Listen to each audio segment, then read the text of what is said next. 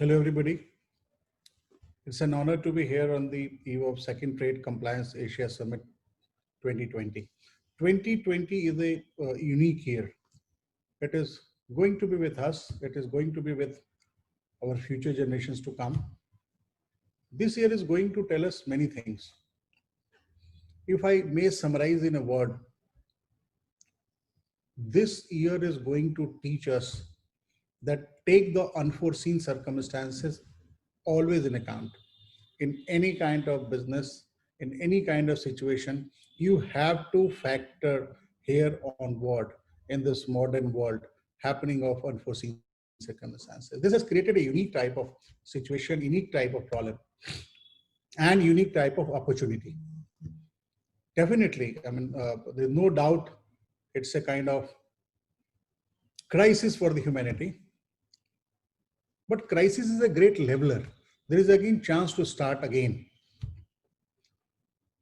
And in this background, let us focus especially on the international trade, the geopolitical strategy which is coming up.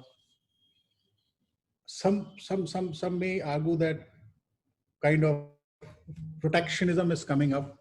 Like people can say Atmanirbhar Bharat and the other measures which India is taking is a kind of a protectionism to the industries here in India. No doubt. You can look from that angle also. I have no difficulty with that. Similarly, Confederation of Indian Industry is pitching time and again now that there should be higher duties on finished goods and lower duties on intermediates should be applied. How the negative trade on a balance of payment situation is affecting us, how to control it. Definitely, our trade balance is going to change. Like with respect to India, since last couple of years especially, if I would say, we were sourcing the most from China and we were exporting the most to America. This balance is going to change for sure. And accordingly, people are strategizing their policies. Definitely, but in this race, I would say, or perhaps how to protect the local industry and how to give the how to augment the industries locally.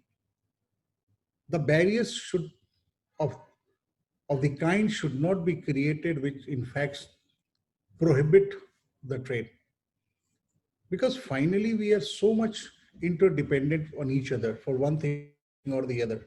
Take a situation, the very famous example, old example of 19th century. If you can import something for $1 and if you are going to manufacture in the country for $5, then $1 importing would be better than manufacturing $5. However, there can be some exception to this. I'm not denying it. So having a policy where there is a caution is all right. Having a policy where there is some edge, there is no problem with that. Having some protectionism policy or some kind of letting your domestic industry to grow, that's absolutely correct. But this trend is going to increase due to COVID. We must keep in mind, and not in India, across the globe. Definitely, there are certain checks. There are certain challenges. Definitely, there are incentive schemes for exporter in India. Then there is a RODTEP scheme.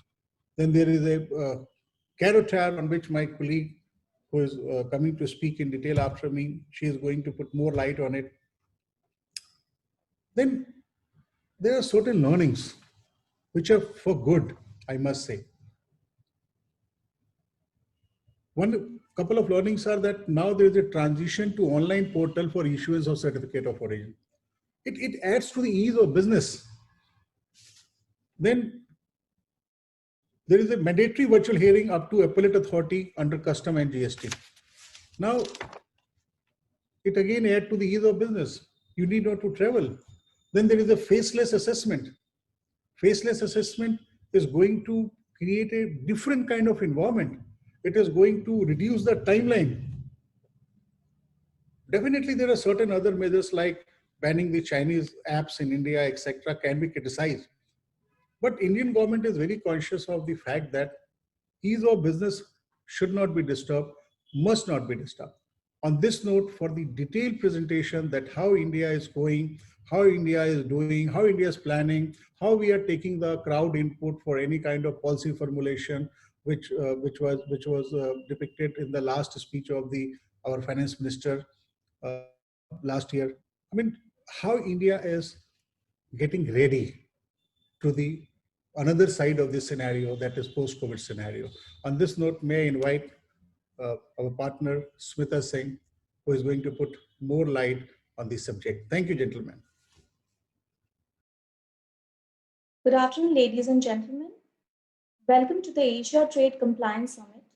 I'm Smita Singh, partner Singh and Associates, and I'll take you through the recent development in India trade compliance, which is introduction of customs administration of rules of origin under trade agreement rules, also known as the CAROTA. India has viewed FTAs as an important tool to enhance its trade and investments and has signed a number of trade agreements with various countries. In fact, India is among top countries in Asia with maximum number of FTAs, either in operation or under negotiation or proposed. India is participant to 15 FTAs as on September 2020. The Ministry of Commerce, Government of India is the nodal point for negotiation and finalization of FTA. Whereas the Ministry of Finance negotiates on tariff concession, rules of origin, customs facilitations, etc. The Ministry of Finance also issues notifications for incorporation of benefits under the FTAs. Under a trade agreement, as we know, duty concessions are extended only to such imported goods which originate from specified exporting countries. Thus, rules of origins are an integral part of FTAs which are notified under the Customs Act. The rules of origin are basically criteria to determine origin or source of goods. The exporters are required to file an application along with relevant documents for issuance of certificate of origin to specified authority in the country of export. Importers can claim preferential rate based on these COs provided by the exporter. In line with global trends, India imposed various trade remedies such as anti-dumping duty, CVD, against imports from China. However, it has been alleged that to circumvent such barriers, China is routing its goods through countries with whom India has signed FTAs. During the Union Budget 2020, the Honorable Finance Minister stated that imports under FTAs in India are on rise and undue claims under these FTAs are threatening the domestic industry. Thus, an intention of the government to impose stringent checks was very much clear. There were main reasons behind introduction of CAROTA is trade deficit due to increase in the preferential trade volumes, rise in fraudulent claim of preferential trade due to misdeclaration of origin, causing loss of revenue as well as injury to the domestic industry. The CAROTA can also check or address the gaps in verification and fixing importer responsibility in case of fraudulent claims. Resultantly, Section 28DA was introduced in the Customs Act to make the importer liable to possess sufficient origin-related information. The CEO issued by the exporting country is now regarded as inconclusive on issue of origin. Further, detailed procedures in this regard is prescribed in the CAROTA. Chapter 5AA was introduced in the Customs Act in March 2020 for administration of rules of origin. On 21st August this year, CAROTA was introduced to be effective 21st September 2020. Now, under the CAROTA, the importer is required to possess sufficient information regarding the origin of the goods. And in case of doubt regarding such origin, the first point of query now is the importer. Thus, CAROTA has changed from government to government model to business to government model. It is applicable to imports made under claim of preferential rate of duty, The Karatar, as I've already said, expects certain information to be possessed by the importer prior to import and filing of the bill of entry, which requires greater cooperation between importer and exporter. The exporter now is required to provide information regarding how condition of origin is met, such as changes in HSN, regional domestic value content or process details, and also sufficient information to demonstrate that classification of inputs is different from the final product that is to be exported or exported. Additional information such as cost and profits, value of non-originating material together with its source may also be asked to be disclosed. However, it is pertinent to note that the rules of origin have overriding effect on the Karatar. Now, this slide basically depicts the clearance system under the new rules. Step 1, exporter applies for the certificate of origin in their country. Step 2, exporter hands over the CEO plus the export documents plus now the prescribed information under Karatar. Step 3, the importer then presents the CEO to customs authorities in India for claim of preferential rate of duty. Thereafter, when the custom authorities have any doubt, they seek additional information in Form I from the importer.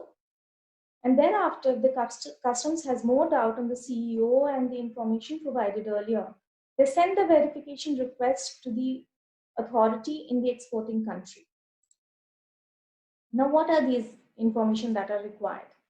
In the bill of entry, the importer is required to fill in the particulars at the time of filing of bill of entry, which can be populated from the CEO itself, such as the CEO reference number and date, originating criteria, indication if accumulation cumulation is applied, if the CEO is issued by the third country, and if the goods are transported directly from the country of origin.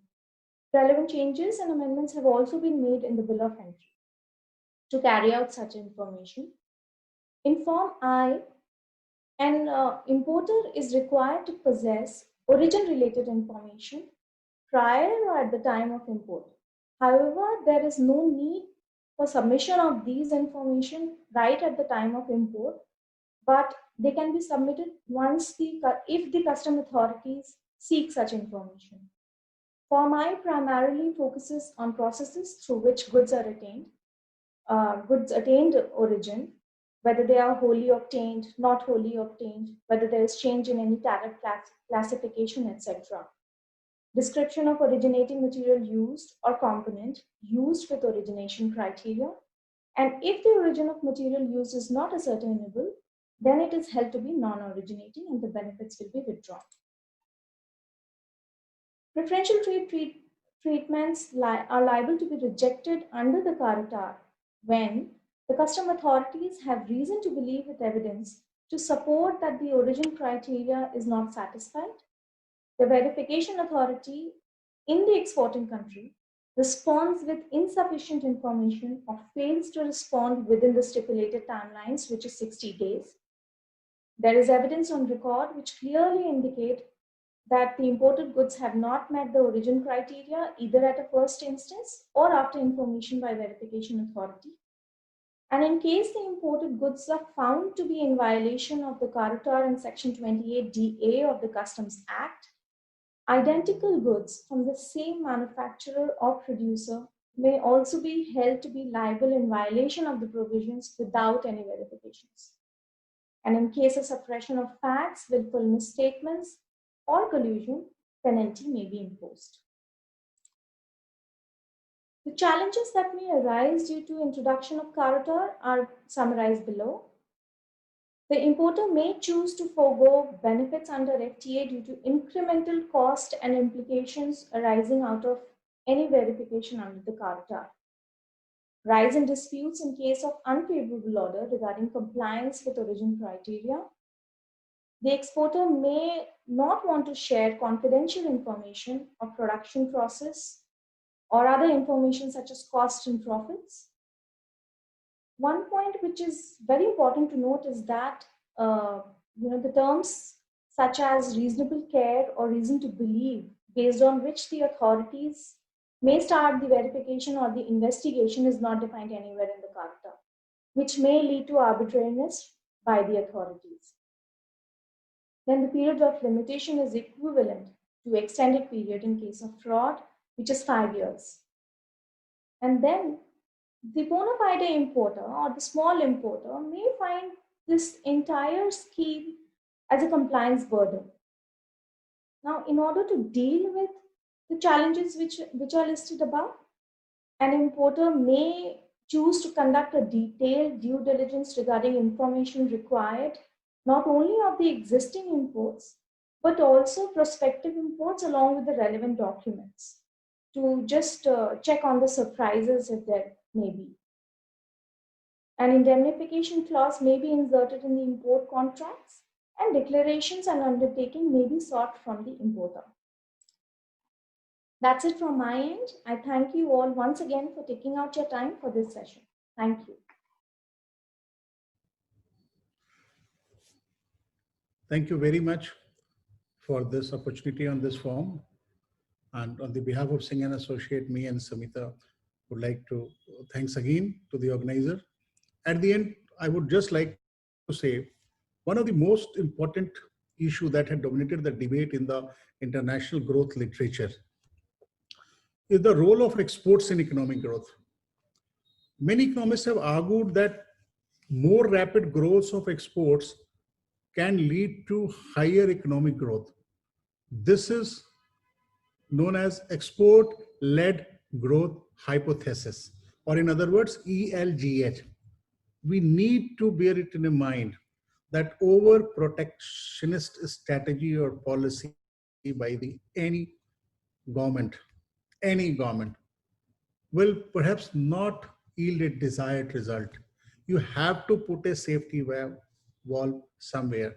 We are living in the interdependent world, which cannot shrink beyond a point.